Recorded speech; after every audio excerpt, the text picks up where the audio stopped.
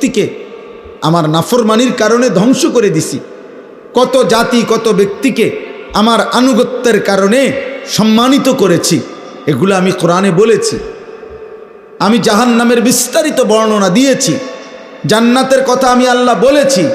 আমার রসুলকে আমি কেন পাঠাইছি সেটা আমি বলছি। আমার আদেশ কি আমি বলছি, আমার নিষেধ কি আমি বলেছি।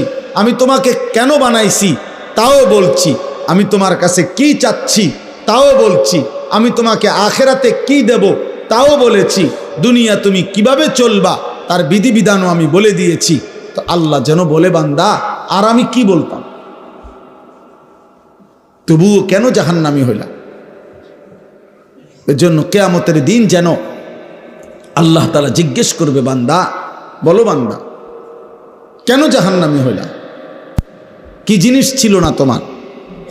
তুমি কি শুনো নাই আমি তোমার রব আল্লাহ? তুমি কি শুনো নাই তোমার নবী মুহাম্মদুর রাসূলুল্লাহ সাল্লাল্লাহু আলাইহি ওয়াসাল্লাম? তুমি কি শুনো নাই তোমার কিতাব কোরআন? তুমি কি শুনো নাই তোমার ধর্ম ইসলাম? তাহলে তুমি একবারও ভাবলে না কেন? একবারও চিন্তা করলে না কেন? প্রিয় ভাই, প্রিয় ছেলেরা, তোমরা ছোট না।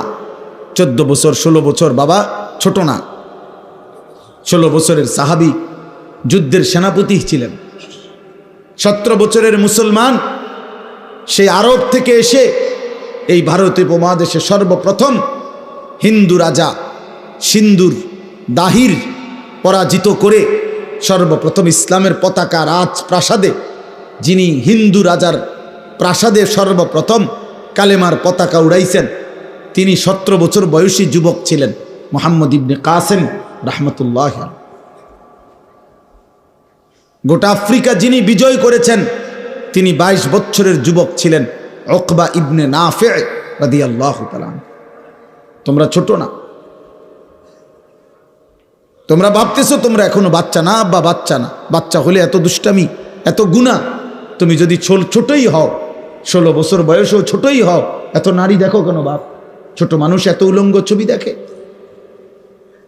ছোট মানুষ এত নর্তকী দেখে, ছোট মানুষ এত নাচ গান দেখে। তুমি তো অসভ্য। এত কম বয়সে যে এত বেশি মোবাইলে নারী ছবি